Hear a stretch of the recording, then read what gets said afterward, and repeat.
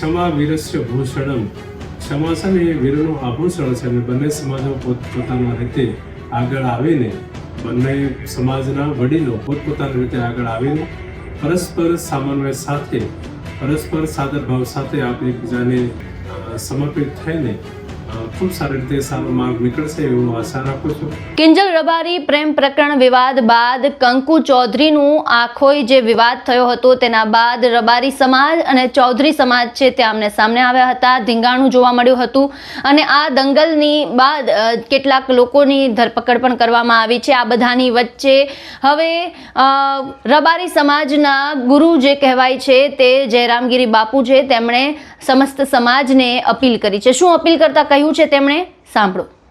શિવધામ શ્રી વાણીનાથ મંદિર તરફથી આપ સર્વને જય વાણીનાથ.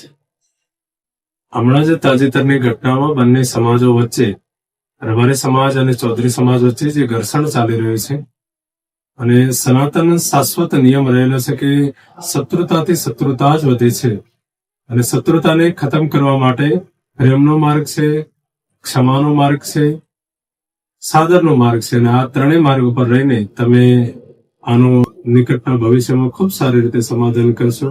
સમાજના વડીલો દ્વારા, સમાજના યુવાનો દ્વારા એક સારો માર્ગ પ્રશસ્ત થાય અને સમાજ સાથે મળીને, ભેગા મળીને વિચાર કરીને આપણા ગુજરાત રાજ્યના ઉત્થાન માટે ધર્મના માર્ગ ઉપર, શિક્ષણના માર્ગ ઉપર આપ બંને સમાજો આગળ વધો એવી પ્રાર્થના કરું છું અને સાથે ને સાથે આપ આનું ખૂબ સારી રીતે નિરાકરણ લાવશો અને એક ધર્મગુરુ હોવાના નાતે ક્ષમા વીરસ્ય ભૂષણમ, ક્ષમા છે ને એ વીરનું આભૂષણ છે અને બંને સમાજો પોતપોતાના રીતે આગળ આવીને, બંને સમાજના વડીલો પોતપોતાની રીતે આગળ આવીને પરસ્પર સામન્વય સાથે, પરસ્પર સાદર ભાવ સાથે આપણે એકબીજાને સમર્પિત થઈને ખૂબ સારી રીતે સારો માર્ગ નીકળશે એવું આશા રાખું છું.